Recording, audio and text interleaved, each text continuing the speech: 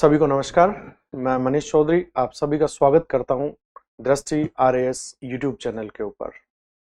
देखिए, हम लोगों का जो उद्देश्य है, ये जो क्लास हमने शुरू करी है, इसका उद्देश्य मुख्य रूप से जो करंट विषय हैं, जो भी समसामयिकी है, उस समसामयिकी को हम वैश्विक संदर्भ से लेकर के भारत, राजस्थान तक पहुंचाएं।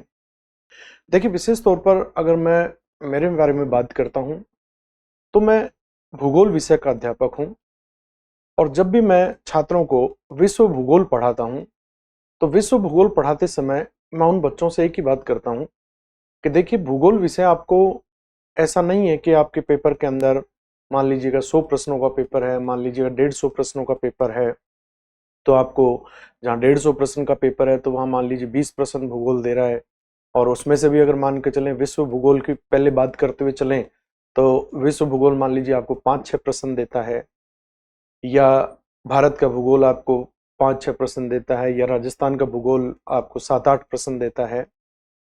लेकिन वो उस विषय में प्रश्नों के साथ साथ जो इम्पोर्टेंट बात है यहाँ पर वो ये है कि ये विषय अन्य विषयों को पढ़ाना सिखाता है।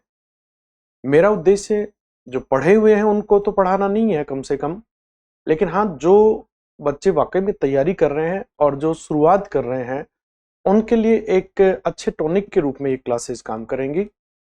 मैं चाहूंगा कि हम बिल्कुल बेसिक से और इस क्लास को शुरू करेंगे।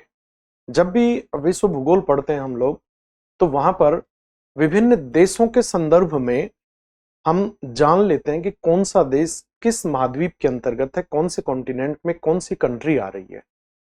अब मैं जो अक्सर बात करता हूं बच्चों से, उस समय उनको यही बोलता हूं कि देखो, आप लोगों ने विश्व के अंतर्गत जितने महाद्वीप हैं उन महाद्वीपों के मुख्य मुख्य देश जो हैं उन देशों के बारे में जानकारी ली है। अब भूगोल पढ़ा आपने, कौन सा पर्वत किन देशों में है, कौन सा पठार किन देशों में है, कौन सा मरुस्थल किन देशों में है, उनके बारे में आपने जान लिया। लेकिन वो प्रश्न कम मिलेंगे आपको, 4-5 प्रश्न मिल जाएंगे। अब उसके बाद आगे की अगर बात करें तो आपने उन देशों को जान लिया है, तो उन देशों के साथ में ही आपका इतिहास जुड़ा हुआ है, उन देशों के साथ में ही आपके करंट इवेंट्स जुड़े हुए हैं। तो वो सारा हम यहाँ पर उन देशों के साथ में शुरू करेंगे। देखिए, जब करंट इवेंट अपन पढ़ते हैं और विश्व के देशों से थोड़ा बहुत भी परिचित हो जाते हैं ना, तो करंट शुरू करने के लिए हम लोगों को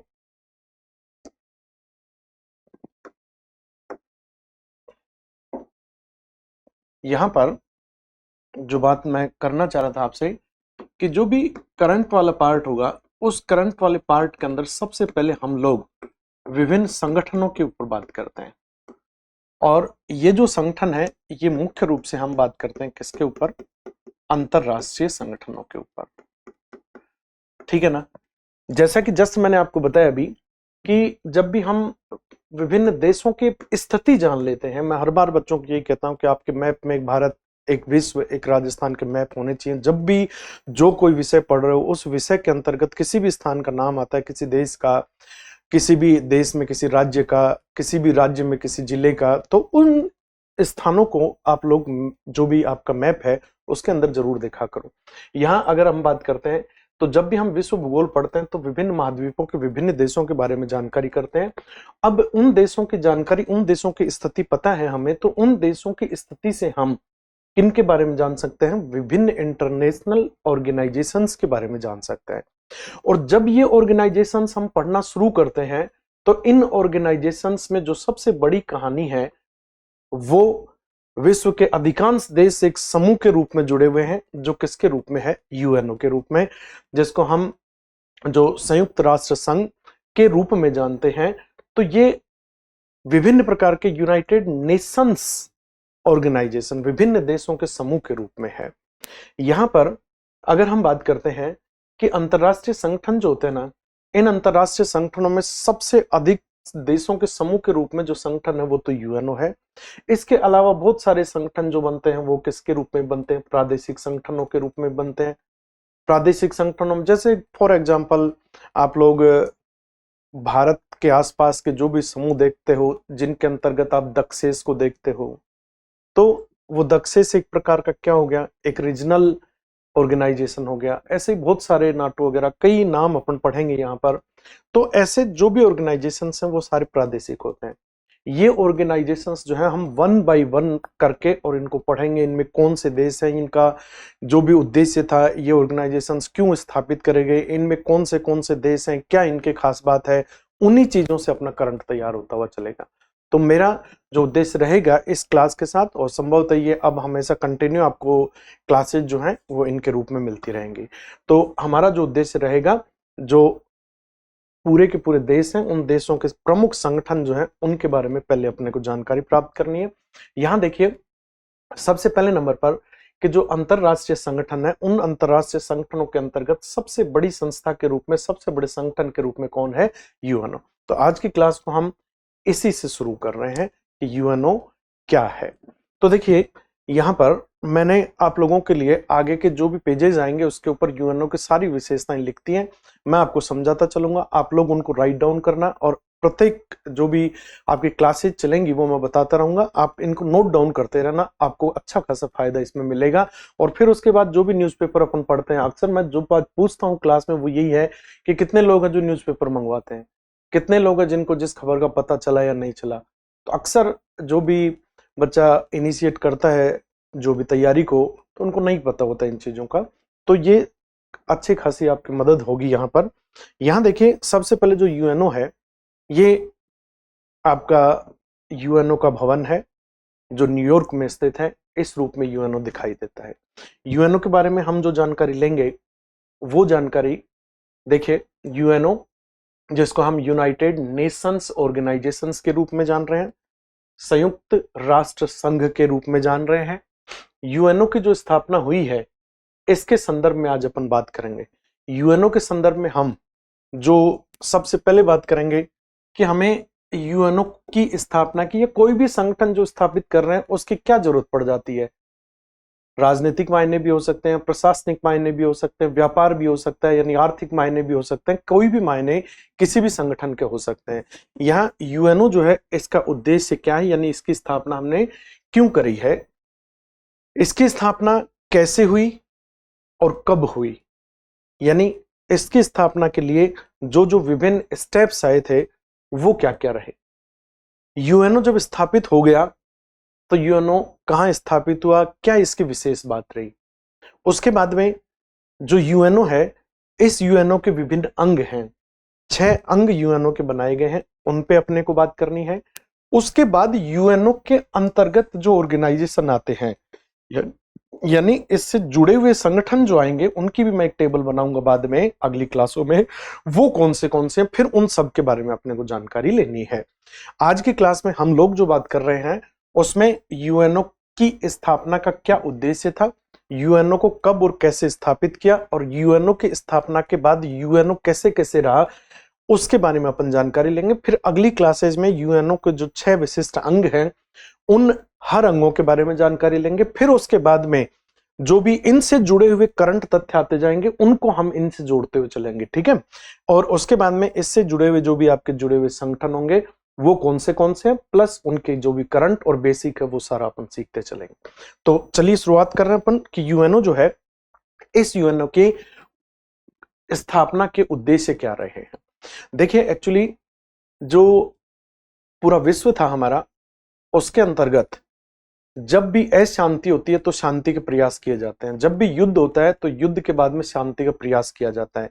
अगर पूरे विश्व के रूप में देखा जाए तो सबसे पहला विश्व युद्ध जो था 1914 से 18 के बीच में रहा। जब पहला विश्व युद्ध हुआ तो उसके बाद में देश जो भी हैं वो आपस में एक समूह के रूप में और शांति स्थापना करें, शांति से रहें, तो उसके लिए राष्ट्र संघ स्थापित कर दिया। जो राष्ट्र संघ था, उस राष्ट्र संघ की जो भी नीति रही, जो भी उसकी जिसको मैं कहूं कि कार्य करने की प्रणाली रही, वो बहुत ज्यादा प्रभावी नहीं रही। उसका ज्यादा प्रभाव नहीं होने के कारण ही जो 1939 से और 1945 के बीच में हमारा पूरा विश्व जो था वो दूसरे विश्व युद्ध की चपेट में आ गया।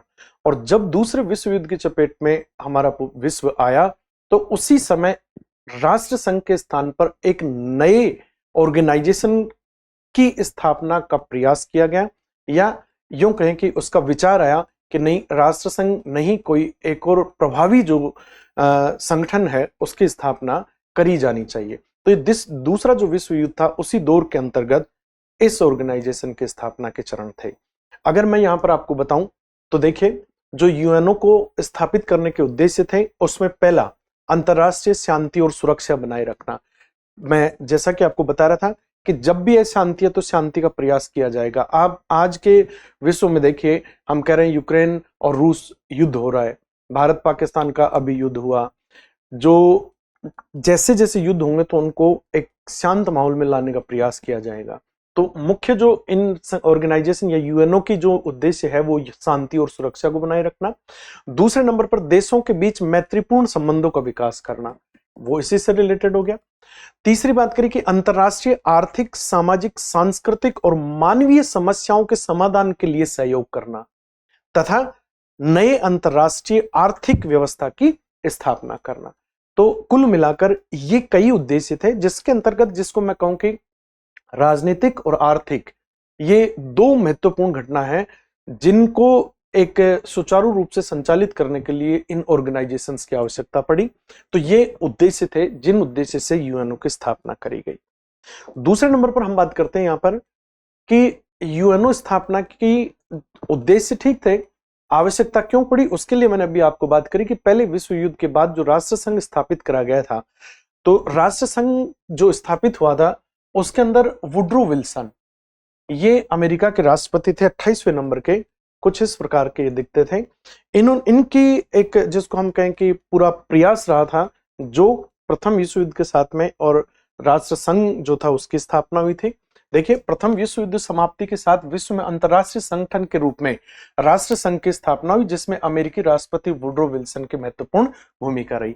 यह संगठन अपने उद्देश्यों की आपूर्ति में सफल नहीं रहा और विश्व शीघ्र द्वितीय विश्व युद्ध के रूप में जकड़ा गया, जो बात की हमने। द्वितीय विश्व युद्ध के बाद राष्ट्र संघ के अतिरिक्त अंतरराष्ट्रीय संगठन के गठन की प्रक्रिया प्रारंभ हुई, जिसके गठन में अमेरिकी राष्ट्रपति रूजवेल्ट, ये 32वें नंबर के राष्ट्रपति थे अमेरिका के, और कुछ इस प्रकार के ये दिखाई देते थे। तो ये रूजवेल्ट जो थे, इनकी महत्वपूर्ण भूमिका रही। तो कुल मिलाकर के राष्ट्र संघ जो था उसकी विफलता के बाद नए ऑर्गेनाइजेशन की जरूरत पड़ी, इसलिए यूएनओ की स्थापना की गई थी। तीसरे नंबर पर बात आती है कि यूएनओ की जो स्थापना हुई, इस स्थापना से पहले, यूएनओ 1945 में स्थापित होता है और इससे पहले इसके जो प्रयास शुरू हो जाते हैं वो 1941 से। तो यूएनओ की स्थापना से पहले जो जो प्रयास किए गए, जो जो घोषणाएं हुई, जो जो सम्मेलन हुए, वो कौन से रहे, ये भी एक इंपॉर्टेंट कहानी है इसकी। अगर हम शॉर्ट में इनके ऊपर बात करते हैं तो सबसे पहले नंबर पर इसके अंतर्गत आता है लंदन घोषणा 1941। यह 12 जून 1941 को लंदन के सेंट जेम्स पैलेस में हुई थी। ये जो घोषणा या ये जो बैठक, यह मित्र राष्ट्र, अभी बात करेंगे हम कि जो मित्र राष्ट्र यानी कि जो दूसरा विश्व युद्ध इस समय जारी था, जिसके अंतर्गत देश दो समूह में बंट गए थे, एक मित्र राष्ट्रों में और एक धुरी राष्ट्रों में। मित्र राष्ट्रों के अंतर्गत जो जो देश थे उसमें ब्रिटेन, फ्रांस, अमेरिका, चीन, पोलैंड, रूस, ये प्रमुख देश थे। जर्मनी, इटली और जापान ये धुरी राष्ट्र थे, ठीक है ना। तो ये जो मित्र देश थे, इन मित्र राष्ट्रों के द्वारा जारी लक्ष्यों और सिद्धांतों का एक पहला संयुक्त वक्तव्य था, जो किस नाम से था, लंदन घोषणा। तो जो यूएनओ स्थापना थी, इसके अंतर्गत पहला 1941 के अंदर लंदन घोषणा होती है, जो मुख्य रूप से मित्र राष्ट्रों की पहल थी। इस घोषणा का उद्देश्य आक्रामकता के खिलाफ एकजुटता लाना था। तो ये पहला था लंदन घोषणा यूएनओ स्थापना में। इसके बाद दूसरे नंबर पर आप चलते हैं तो दूसरा था अटलांटिक चार्टर। अटलांटिक चार्टर 1941, ठीक है ना। लंदन घोषणा के बाद जो अटलांटिक चार्टर आया, ये 14 अगस्त 1941 को इस चार्टर के ऊपर हस्ताक्षर किए गए थे। चार्टर एक तरह से संधि, एक तरह से कानून, एक तरह से एक यूं वालों की सहमति। तो ये जो चार्टर था, इसके ऊपर 14 अगस्त 1941 को हस्ताक्षर किए, और इसके लिए जो इंपॉर्टेंट बात है वो ये मानी गई कि ये यूएनओ की स्थापना का जनक है। अटलांटिक चार्टर जो है, इसके अंतर्गत जो अमेरिका के राष्ट्रपति रूजवेल्ट थे और ब्रिटिश प्रधानमंत्री थे विंस्टन चर्चिल, ये जो थे, इन्होंने जो मुख्य रूप से जो अटलांटिक चार्टर था, इसकी घोषणाएं जो थी इनके द्वारा एक संयुक्त घोषणा पत्र जो जारी किया गया था वो अटलांटिक चार्टर में था, जो कहां पर जारी हुआ था, ये न्यूफाउंडलैंड एक्चुअली अगर आप विश्व मानचित्र को देखते हैं और जब भी आप पढ़ते हैं इस चीज को, तो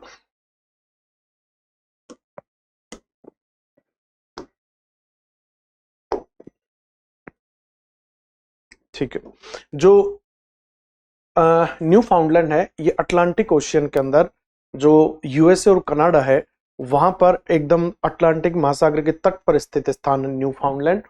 तो इस न्यूफाउंडलैंड के अंदर ये चार्टर तैयार हुआ, इसको नाम दे दिया अटलांटिक चार्टर।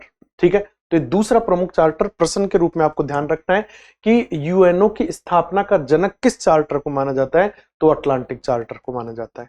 ठीक है, अटलांटिक चार्टर के बाद फिर आगे बैठक होती रही और उसके बाद अगला जो आता है वो आता है संयुक्त राष्ट्र घोषणा 1942। संयुक्त राष्ट्र घोषणा जो 1942 की थी, ये 1 जनवरी 1942 को 26 देशों ने वॉशिंगटन में मिलकर के घोषणा पत्र पर हस्ताक्षर करे थे और उसी को किस नाम से जाना गया था, संयुक्त राष्ट्र। और इसके अंतर्गत एक्चुअली जो बहुत बढ़िया बात थी वो ये थी कि यहां पर जो संयुक्त राष्ट्र जो शब्द था ना, वो संयुक्त राष्ट्र शब्द जो था इसका प्रथम आधिकारिक प्रयोग हो गया था। ठीक है, इस जो संयुक्त राष्ट्र घोषणा थी इसको इन सभी देशों के द्वारा क्या कर दिया गया, स्वीकार। प्रश्न के रूप में आपको ध्यान रखना है कि संयुक्त राष्ट्र घोषणा जो था, ये संयुक्त राष्ट्र घोषणा पहली बात तो कहां पर ये बैठक हुई थी इसके लिए, तो वॉशिंगटन के अंदर, प्लस इसके ऊपर कितने राष्ट्रों ने, 26 राष्ट्रों ने इसके ऊपर सहमति दी थी। तीसरी बात कि संयुक्त राष्ट्र शब्द जो था वो किस सम्मेलन के अंतर्गत आया, तो आपको ध्यान रखना है संयुक्त राष्ट्र घोषणा 1942 के अंतर्गत। ठीक है, इसके बाद जो 1942 में के बाद में जो अगली घोषणा थी ये आई थी मॉस्को घोषणा 1943 के रूप में। मॉस्को घोषणा 1943 की खास बात देखो साहब, 18 अक्टूबर से लेकर के और 1 नवंबर 1943 ये कंटिन्यू मॉस्को के अंदर जो सम्मेलन आयोजित करा गया था वो मॉस्को घोषणा के रूप में था, जिसमें यूएसए, यूके, यूएसएसआर और चीन, ये 4 प्रमुख कंट्री थी। ठीक है ना, यूएसए, यूके, यूएसएसआर और चीन, क्योंकि यूएसए रूस पहले यूएसएसआर के रूप में था। अब इसके बाद में बात आती है कि ये जो सम्मेलन था इसका समापन जो था, इस पर जितने जो लोग ये भाग ले रहे थे इन्होंने संयुक्त 4 राष्ट्र घोषणा पत्र, क्योंकि 4 राष्ट्र थे इस बैठक में, और यहां पर एक घोषणा पत्र आया जिसको संयुक्त 4 राष्ट्र घोषणा पत्र जो था वो कहा गया। और इसके अंतर्गत इन्होंने अपनी जो बातें थी इसके साथ साथ एक इंपॉर्टेंट बात करी कि अंतरराष्ट्रीय शांति और सुरक्षा को बनाए रखने के लिए सभी शांतिप्रिय राज्यों की संप्रभु समानता के सिद्धांत पर आधारित और सभी छोटे व बड़े राज्यों की सदस्यता के लिए यह खुला सामान्य अंतरराष्ट्रीय संगठन यथाशीघ्र स्थापित करने की आवश्यकता को स्वीकार किया गया। यानी कि कुल मिलाकर के ये मॉस्को घोषणा पत्र जो था वो एक तरह से एक अंतरराष्ट्रीय शांति सुरक्षा को बनाए रखने के लिए जो है एक काम करेगा, या ये संगठन या एक संस्था होगी। इस प्रकार द्वितीय विश्व युद्ध की समाप्ति के बाद अंतरराष्ट्रीय संगठन की स्थापना के विचार को आधिकारिक दस्तावेजों के अंदर क्या कर लिया गया, उल्लेखित कर लिया गया। यानी कि कुल मिलाकर यह कि जो द्वितीय विश्व युद्ध है, इसी विश्व युद्ध के साथ साथ उधर वर्ल्ड वॉर हो रहा है, इधर जो भी देश हैं वो एक नई संस्था के गठन की जो है वो बातचीत कर रहे हैं, उसके लिए अलग अलग सम्मेलन आयोजित करा रहे हैं, जिसके अंतर्गत ये मॉस्को घोषणा थी जो 1943 के अंदर हुई थी। ठीक है, इसके बाद में मॉस्को घोषणा के बाद अगला जो घोषणा पत्र आता है वो तेहरान घोषणा पत्र आता है। तेहरान ईरान का एक शहर है। तेहरान घोषणा पत्र 1943 में, इस तेहरान घोषणा पत्र की अगर बात करें तो ये जो सम्मेलन हुआ था ये 28 नवंबर से 1 दिसंबर 1943 को आयोजित होता है। इसके अंदर भी रूजवेल्ट, चर्चिल और यहां पर रूसी प्रधानमंत्री थे जोसेफ स्टॉलिन, इन तीनों ने तेहरान के अंदर एक घोषणा पत्र जारी करा जिसको तेहरान घोषणा पत्र 1943 कहा गया। इसकी जो खास बात रही कि इस घोषणा में इन्होंने अपनी साझा नीति की वापस से क्या करी, पुष्टि करी, जिसमें यह कहा गया कि युद्ध व उसके बाद होने वाली शांति में मिलकर काम करेंगे। यहां जो खास बात रही मॉस्को घोषणा के अंदर कि यहां पर जो यूएसए, यूके, यूएसएसआर के साथ कौन था, चीन भी था। इस समय जो 3 देश थे उसके अंतर्गत जो आपके अमेरिका के, ब्रिटिश और रूसी, ये तीनों जो राष्ट्र प्रमुख थे, इन्होंने इस चीज की वापस पुनरावृत्ति करी कि हम शांति के लिए वैश्विक तौर पर काम करेंगे। तेहरान घोषणा पत्र के बाद अगला आता है डम्बर्ट ओक्स सम्मेलन 1944। ठीक है ना। अब चूंकि बहुत जल्दी ही हम यूएनओ की स्थापना के करीब हैं, डम्बर्ट ओक्स सम्मेलन 1944 जो था, इसको यूएनओ की स्थापना का एक महत्वपूर्ण पड़ाव माना जाता है।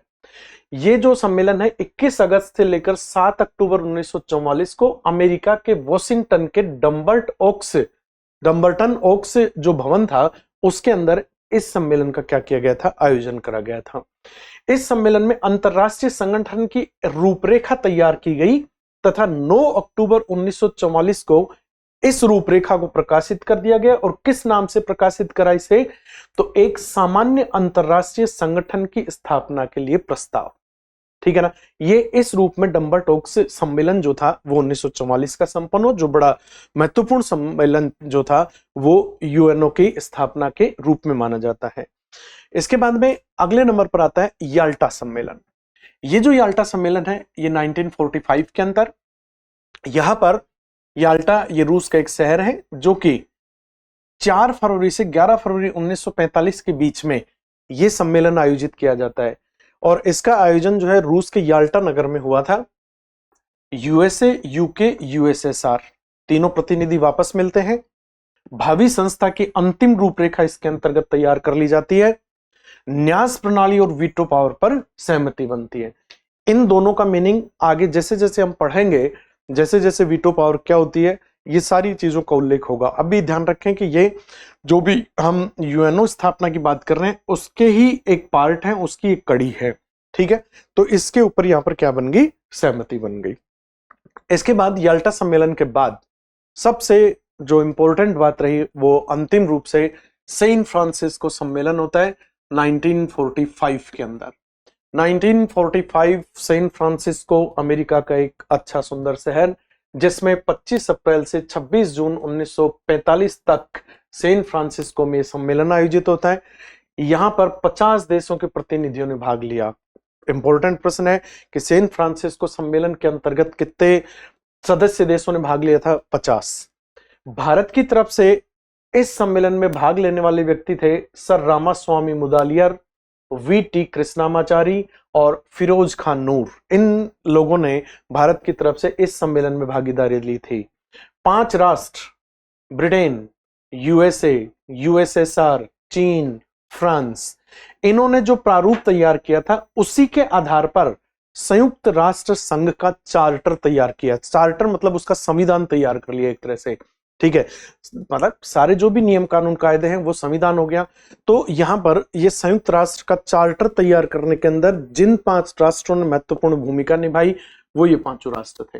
ठीक है, उसके बाद 19 जून 1945 को इस चार्टर पर 50, यानी ये सम्मेलन हो रहा है 25 अप्रैल से 26 जून कंटिन्यू, और 19 जून को इसमें 50 प्रतिनिधि भाग लेते हैं जिन्होंने सबने इसके ऊपर क्या कर दिया, साइन कर दिया। जब साइन हो रहे थे उसी समय 51वें राष्ट्र के रूप में इसमें इस पर किसने भी साइन करा, पोलैंड ने।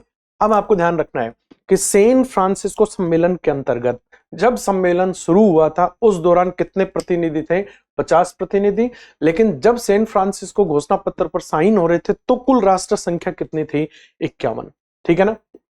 उसके बाद आगे हम बढ़ते हैं तो जो यूएनओ के प्रारंभिक सदस्य देश रहे हैं, देखो यूएनओ के सदस्य देश अब कितने हैं आगे पढ़ेंगे अपन, लेकिन प्रारंभ में जब यूएनओ स्थापना हो गई तो उस समय पोलैंड सहित कितने देश हो गए थे, 51 देश। ठीक है, ये भी बहुत इंपॉर्टेंट बात है कि यूएनओ के प्रारंभिक सदस्य देश कितने, 51।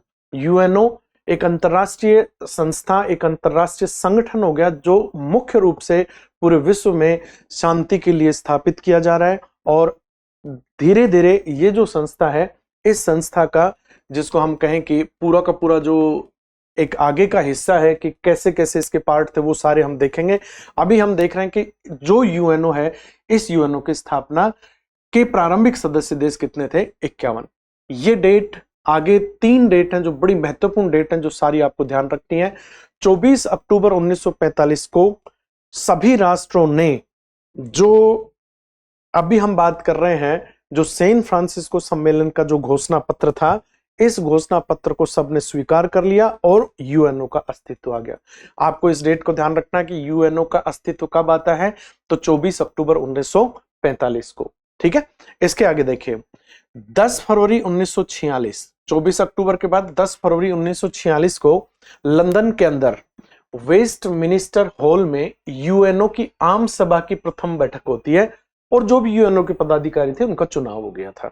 ठीक है, 8 अप्रैल 1946 को, इससे पहले अंतरराष्ट्रीय संगठन जो था इस काम के लिए वो राष्ट्र संघ था, इसको राष्ट्र संघ की अंतिम बैठक हुई और इस दौरान इसको अस्तित्व का इसका क्या कर दिया गया, समाप्त। यानी ये जो आपको ध्यान रखना है कि राष्ट्र संघ समाप्त हुआ 8 अप्रैल 1946 को, यूएनओ अस्तित्व में आया 24 अक्टूबर 1945 को। ठीक है ना, तो इस रूप में जो यूएनओ था, इस यूएनओ की स्थापना के जो अलग अलग चरण थे, उन सब चरणों की मैंने आपसे बात करी। ठीक है ना, इसके बाद आगे हम बात करते हैं कि यूएनओ स्थापित हो गया 24 अक्टूबर 1945, बिल्कुल दिमाग के ऊपर छप जाना चाहिए आप लोगों के। अब यूएनओ जो है, इस यूएनओ में स्थापना के बाद अगर अपन देखें तो कुछ तथ्यों पे बात करते हैं। पहले नंबर पर यूएनओ का चार्टर, यूएनओ चार्टर जो बार बार आप बात कर रहे थे कि यूएनओ चार्टर यूएनओ चार्टर, तो एक्चुअली यूएनओ का संविधान ही क्या है, तो यूएनओ चार्टर या घोषणा पत्र, इसका संविधान ही इसके रूप में जाना जाता है। ठीक है, जो यूएनओ का चार्टर है, इसमें यूएनओ के उद्देश्य, सिद्धांत और नियम, ठीक है ना, क्या उद्देश्य है, क्या सिद्धांत है तथा क्या नियम इसके अंतर्गत रखे जाएंगे, वो सब किसके अंतर्गत है, इस चार्टर के अंतर्गत प्रकाशित करें। जो भी बार बार सम्मेलन हुए हैं वो इसी सहमति के ऊपर हुए हैं कि भाई हाँ, हमें इसके ये सिद्धांत रखने, ये उद्देश्य रखने, ये नियमावली रखनी है पूरे विश्व के संदर्भ में, तो वो सारा यूएनओ चार्टर था। इसके अंदर टोटल 19 चैप्टर और 111 अनुच्छेद रखे गए। ये जो घोषणा पत्र है यूएनओ का या यूएनओ का चार्टर है, इसकी मूल प्रति अभी भी वर्तमान में अमेरिका के पुरालेखागार के अंदर सुरक्षित है। यूएनओ के चार्टर में संशोधन एक जो 109 नंबर का आर्टिकल है, उसके अनुसार महासभा के 2/3 सदस्यों के बहुमत से और सुरक्षा परिषद के स्थायी सदस्यों के समर्थन पर हो सकता है। ये इसका मतलब ये है एक्चुअली कि जो यूएनओ का चार्टर बना दिया, अब यूएनओ के चार्टर में क्या रख दिया, तो आपने कह दिया साहब यूएनओ के जो भी संघ के उद्देश्य हैं, सिद्धांत, नियम, वो हैं, क्या बना दिए, 19 चैप्टर हैं, 111 अनुच्छेद है। अगर यूएनओ के चार्टर में चेंज करना हो तो कैसे हो, तो फिर इन्होंने प्रावधान रखा कि ये एक आर्टिकल 109 के तहत इस चार्टर में प्रावधान हो सकते हैं, लेकिन बशर्ते क्या होना चाहिए कि यूएनओ का एक अंग है। अभी आगे पढ़ोगे आप लोग इस चीज को, अभी आप ध्यान रखना कि यूएनओ का एक अंग है। यूएनओ के जितने सदस्य देश होते हैं वही महासभा के भी सदस्य देश होते हैं। अगर उन सदस्य देशों का 2/3 बहुमत आ गया, वो प्लस जो सुरक्षा परिषद है, सुरक्षा परिषद के 5 स्थायी सदस्य और 10 अस्थायी सदस्य होते हैं।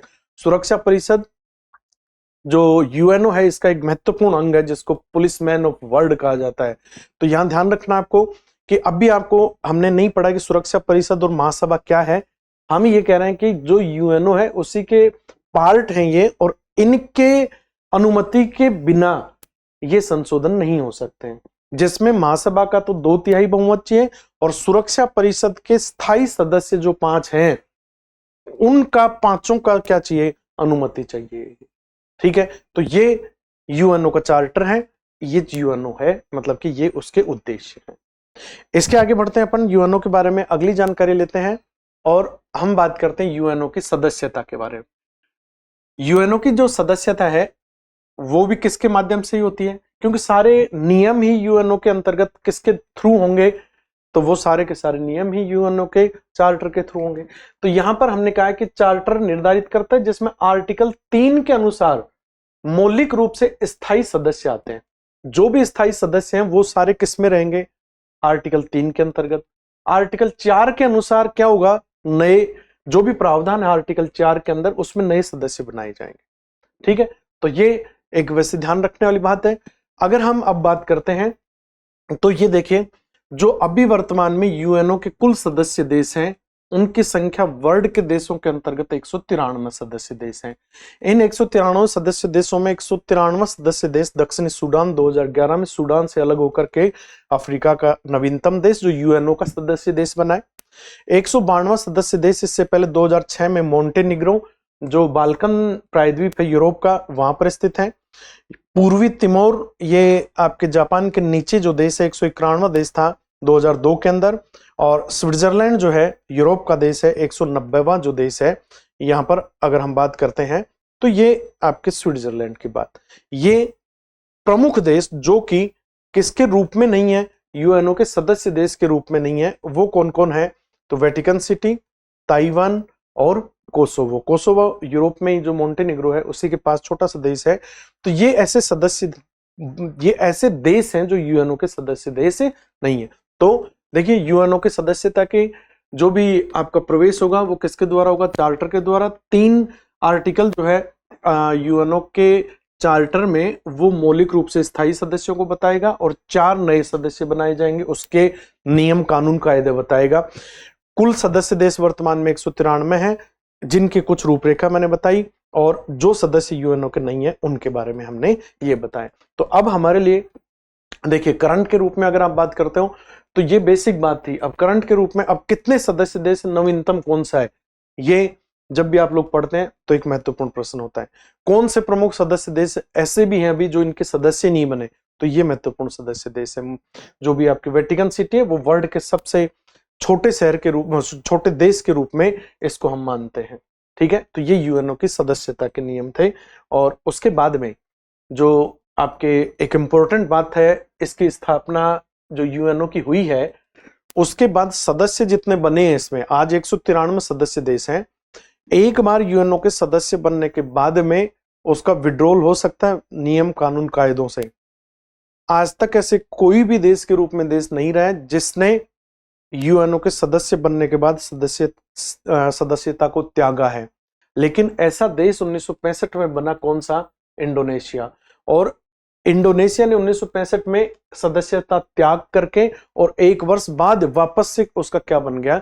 सदस्य बन गया। ये भी एक बड़ी इंपॉर्टेंट बात है कि यूएनओ के सदस्य देशों में ऐसा कौन सा सदस्य देश रहा जिसने अपनी सदस्यता का त्याग कर पुनः उसका सदस्य बना, तो वो इंडोनेशिया। ये पूरी कहानी इसकी सदस्यता की। आगे बढ़ते हैं कि यूएनओ जो है, इस यूएनओ के अंतर्गत भाषाएं कौन सी हैं? तो भाषाओं को 2 रूप में लिया गया, एक कार्यकारी भाषा, एक आधिकारिक भाषा। कार्यकारी भाषा जो काम में उपयोग में लाई जाएंगी, आधिकारिक भाषा जो बोलने के रूप में, आम रूप के अंदर ये भाषा उपयोग में ली जाएंगी। कार्यकारी भाषा के रूप में अंग्रेजी और फ्रेंच भाषा का उपयोग करते हैं। और आधिकारिक भाषा 5 रखी गई थी शुरू में, अंग्रेजी, फ्रेंच, चीनी, रूसी और स्पेनिश। ये 5 भाषा आधिकारिक भाषा थी। उसके बाद में अरबी भाषा को 6ठी आधिकारिक भाषा बनाया जो महासभा ने, वही तीनों इसके अंगी हैं, यूएनओ के आगे देखेंगे अपन।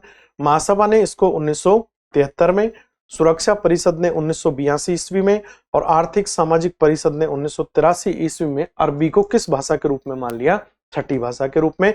इसलिए यूएनओ की कार्यकारी भाषा 2 है और जो आधिकारिक भाषाएं हैं वो कितनी हो गई? 6 भाषा हो गई। तो ये यूएनओ की भाषाओं के संदर्भ में तथ्य था। इसके बाद अगर लास्ट में हम बात करते हैं तो फिर हम बात करते हैं यूएनओ का मुख्यालय। तो इसका मुख्यालय कहां पर हो गया? न्यूयॉर्क के अंदर। देखिए बहुत शॉर्ट में अगर मैं बात करता हूं आप लोगों से, तो मेरा जो उद्देश्य रहेगा, मैंने वापस आपसे शुरू की जो बात कही थी कि आप लोगों को, पढ़े हुए लोगों को पढ़ाना नहीं है। मेरा उद्देश्य है जो एक शुरू में स्टूडेंट तैयारी कर रहा है उस स्टूडेंट को एक डायरेक्शन देना, और कंटिन्यूअस हम अब इन चीजों को कोरिलेट करके और करंट को सीखते चलेंगे। निसंदेह आपको बहुत अच्छा लगना चाहिए, ऐसा मैं सोचता हूं। आगे आप जो भी सोचेंगे वो कुछ समय बाद जैसे जैसे आपको जितना फायदा होगा उसके अनुसार आप सोचेंगे। यहाँ पर सबसे पहले हमने ऑर्गेनाइजेशंस की बात करी। ऑर्गेनाइजेशन में हमने यूएनओ की शुरुआत करी। यूएनओ का जो सबसे पहले मैंने बात करी कि यूएनओ को स्थापित करने का उद्देश्य क्या था, तो अंतर्राष्ट्रीय स्तर पर शांति और सुरक्षा बनाए रखना। आगे के कुछ उद्देश्य मैंने लिख दिए हैं। स्थापना की आवश्यकता इसलिए पड़ी कि यूएनओ से पहले राष्ट्र संघ था। राष्ट्र संघ जिस उद्देश्य के लिए स्थापित करा गया था वो अपने उद्देश्यों की आपूर्ति नहीं कर पा रहा था, इसलिए दूसरे ऑर्गेनाइजेशन की आवश्यकता महसूस होगी, क्योंकि 1939 से 45 के बीच में द्वितीय विश्व युद्ध हो गया और उसको देखते हुए और दूसरे किसी ना किसी संगठन की आवश्यकता थी, इसलिए यूएनओ की स्थापना की आवश्यकता महसूस हुई। जो भी राष्ट्र संघ था उसकी स्थापना में वुडरो विल्सन का बहुत बड़ा योगदान था, और जो भी यूएनओ है इसकी स्थापना में रूजवेल्ट का बहुत बड़ा योगदान था, जो अमेरिकी राष्ट्रपति रहे हैं, दोनों 28 और 32 नंबर के। इसके बाद हमने जो बात करी है उसमें लिखा कि जो यूएनओ की स्थापना हुई है वो किन किन रूप में हुई है। तो पहला सम्मेलन यूएनओ स्थापना के लिए लंदन घोषणा के रूप में 1941 में होता है, जो मित्र राष्ट्रों के द्वारा, मित्र राष्ट्र और धुरी राष्ट्र आपको ध्यान रखना है। दूसरे नंबर पर हमने लिखा कि जो लंदन घोषणा हुई उसके बाद में अटलांटिक चार्टर हुआ, जिसको यूएनओ स्थापना का जनक माना गया। फिर तीसरे नंबर पर संयुक्त राष्ट्र घोषणा हुई, जिसके मुख्य बात रही कि इसमें संयुक्त राष्ट्र शब्द जो था वो आधिकारिक रूप से प्रयोग में हो गया। उसके बाद में मॉस्को घोषणा होती है, मॉस्को घोषणा के ऊपर पूरे चार्टर में जो बात रखी जाएंगी उनके ऊपर सहमति बनती है। फिर उसके बाद के अंदर तेहरान घोषणा होता है। तेहरान घोषणा जो होती है वो वापस से जो पहले की जो बातें हो रही थी उन्हीं की पुष्टि करने के रूप में होती है। डंबर टॉक्स जो सम्मेलन है ये बड़ा महत्वपूर्ण सम्मेलन रहा है यूएनओ की स्थापना के लिए, और खासतौर से जो अंतरराष्ट्रीय संगठन था उसकी रूपरेखा इसके अंतर्गत तैयार कर ली गई थी। और उसके बाद में याल्टा सम्मेलन के अंतर्गत जो मुख्य रूप से जो भी यूएनओ था उसका अंतिम जो रूपरेखा थी वो तैयार कर ली गई थी। इसके बाद में जो अंतिम सम्मेलन रहा वो सैन फ्रांसिस्को सम्मेलन, सैन फ्रांसिस्को के अंतर्गत 50 प्रतिनिधियों ने भाग लिया। पोलैंड बाद में 51वें के रूप में आ गया था। तो जो आपका यूएनओ स्थापित हुआ उसके अंदर 51 जो देश थे वो प्राथमिक सदस्य देश थे। भारत की तरफ से सैन फ्रांसिस्को सम्मेलन में इन तीनों लोगों ने क्या किया था, भाग लिया था।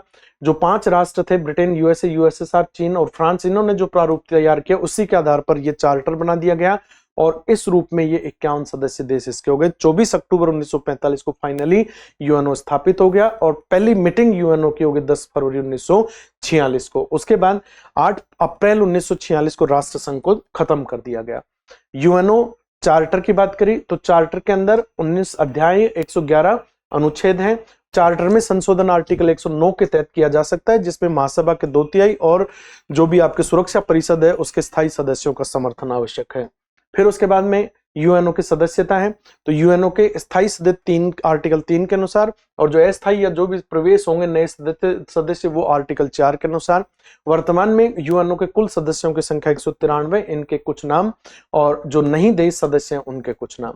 यूएनओ की सदस्यता के बाद एक जो इंपॉर्टेंट बात लिखी कि अब तक का वो देश जिसने जो यूएनओ के की सदस्यता वापस करी लेकिन वापस पुनः ले ली वो मात्र एक इंडोनेशिया था। और उसके बाद में यूएनओ की भाषा जिसमें 2 कार्यकारी भाषा और 6 आपके आधिकारिक भाषाएं थी। ठीक है, इसके बाद जो यूएनओ का मुख्यालय है उसकी बात करी हमने न्यूयॉर्क में। ठीक है, आज हमने यूएनओ कैसे स्थापित हुआ इसकी कहानी को सीखा है। अब हम नेक्स्ट क्लासेस के अंदर यूएनओ के एक एक अंग को सीखते हुए चलेंगे। ठीक है, ये एक थोड़ी पृष्ठभूमि थी जो हमने यहाँ पर एक थ्योरेटिकल पोर्शन के रूप में सीखी है। जो भी स्टूडेंट इस क्लास को अब लेना शुरू करेंगे वो अपने नोट्स के अनुसार इस पूरी कहानी को लिखते हुए चलें। आगे के जो भी करंट आएंगे उसके अंदर आपको बड़ी दिलचस्पी भी रहेगी, प्लस सारी चीजें लिंक भी होती रहेंगी, समझ में भी आता रहेगा। तो आज की क्लास यहीं तक, अगली क्लास में मिलते हैं। धन्यवाद, नमस्ते।